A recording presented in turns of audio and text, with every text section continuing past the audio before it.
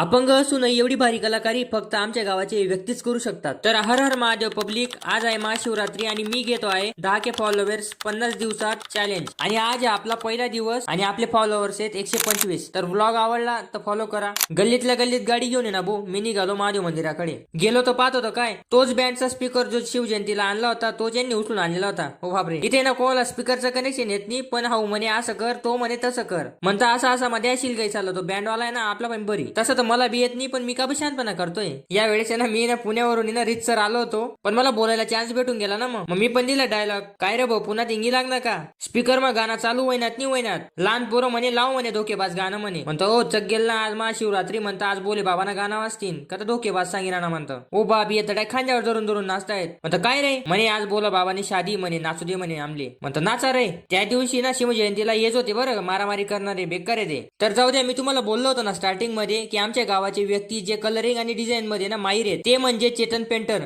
तर तुम्हाला नावावरूनच लक्षात येऊन गेलं असेल यांचं काम. उत्सव राहिला तर रांगोळी आणि घर बांधला तर कलरिंग, चेतन दादाच खंबीर आहेत. तर जाऊ दे, मी डायरेक्ट यांचा नंबरच देऊन टाकतो. खाली नंबर दिलाय, कॉन्टॅक्ट करायचा असेल तर डायरेक्ट करा. पेटा तर बांधला गेला होता, पण आता बोले बाबांचा मेकअप चालू होता. मग मी चेतन दादाला विचारलं, म्हटलं का हो कलर तर निघून जाईल म्हणते एक लोटा जल मध्ये.